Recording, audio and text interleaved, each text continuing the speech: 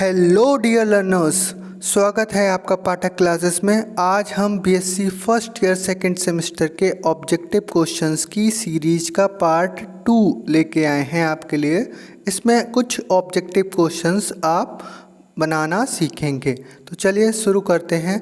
Unit आपकी वही है अभी, zeroth and first law of thermodynamics. इसमें आपका पहला क्वेश्चन है, in which processes no heat is required. यानी जो भी प्रोसेसेस हमको ऑप्शंस के रूप में दे रखी हैं, इनमें से कौन सी ऐसी प्रोसेस है जिसमें हीट की आवश्यकता नहीं होती है, no heat is required.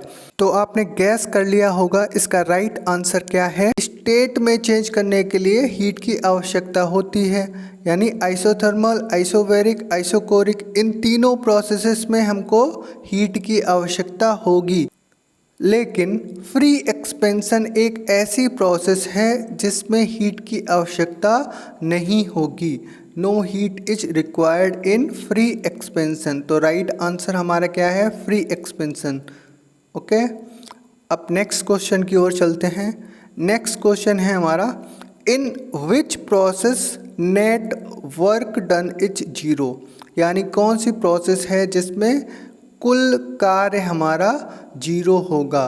Processes हैं option number A cyclic, option number B free expansion, option number C isothermal, option number D adiabatic. तो राइट आंसर हमारा क्या है, फ्री एक्सपेंशन। क्यों? क्योंकि फ्री एक्सपेंशन की जो प्रोसेस होती है उसमें कोई भी हीट का इंटरेक्शन नहीं होता है।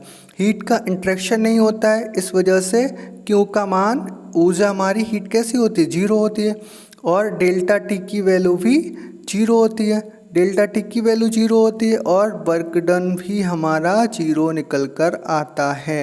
यानी फ्री एक्सपेंशन एक ऐसी प्रोसेस है जिसमें वर्क डन की वैल्यू जीरो होती है। Right option is option number B. Next question है हमारा, क्वेश्चन नंबर 3 हमारा कह रहा है कि in which processes there is a change in internal energy of the system. यानी कौन सी ऐसी प्रोसेस है जिसमें सिस्टम की इंटरनल एनर्जी में चेंज होता है। ऑप्शंस हैं isothermal, adiabatic, free expansion, cyclic. तो इन 4 ऑप्शंस में से कौन सा ऑप्शन राइट है। आपको पता है कि एडियाबैटिक जो प्रोसेस होती है हमारी, उसमें क्या होता है, उसमें हमारा डी क्यू की वैल्यू हमारी जीरो होती है, हीट एनर्जी का कोई भी एक्सचेंज नहीं होता है। इस वजह से फर्स्ट लॉ ऑफ थर्मोडायनेमिक्स लगाएंगे तो डी क्यू बराबर D U plus D W, यानी zero is equal to D U plus D W. तो यहाँ से आपको क्या निकल के आएगा, डी यू बराबर माइनस का डी डब्ल्यू। ये एडियाबैटिक एक्सपेंशन के लिए आपको निकल के आएगा। तो हमारा राइट आंसर क्या हो जाएगा, adiabatic. Option number B is right. यानी जो एडियाबैटिक प्रोसेस है उसमें सिस्टम की इंटरनल एनर्जी में चेंज होता है। नेक्स्ट क्वेश्चन है हमारा, the first law of thermodynamics is the conservation of. Options देखने से पहले ही आपके माइंड में आ गया होगा राइट आंसर क्या है। The first law of thermodynamics is the conservation of energy. Right option हमारा क्या है, एनर्जी। ओके, नेक्स्ट क्वेश्चन पे चलते हैं। क्वेश्चन है हमारा, an adiabatic process occurs at constant. Options दे रखे हैं temperature, pressure, heat, none of these. तो इसको भी क्वेश्चन पढ़ के आपको समझ आ गया होगा कि राइट आंसर हमारा क्या है। एडियाबैटिक में क्या कांस्टेंट रहता है, हीट।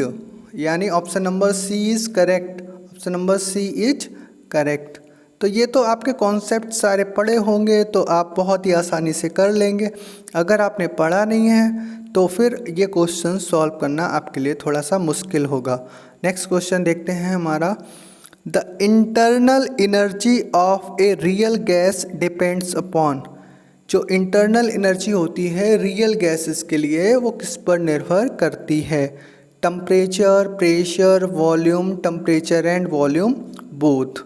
तो जो रियल गैसेस होती हैं हमारी उनकी जो वेलोसिटी होती है वो किस पर निर्भर करती है, वॉल्यूम एंड मास। ठीक है, तो आपको पता है कि डेफिनेट वॉल्यूम होने की वजह से रियल गैसेस के लिए जो आपका टेम्परेचर है और वॉल्यूम, उन दोनों की वैल्यूज़ पर इंटरनल एनर्जी हमारी डिपेंड करती है। यानी राइट आंसर हो जाएगा हमारा option number D, temperature and volume both. Next question हम देखते हैं। नेक्स्ट क्वेश्चन है, in an isothermal process. Isothermal process में क्या होता है, pressure remains constant, temperature remains constant, volume remains constant, kinetic energy remains constant.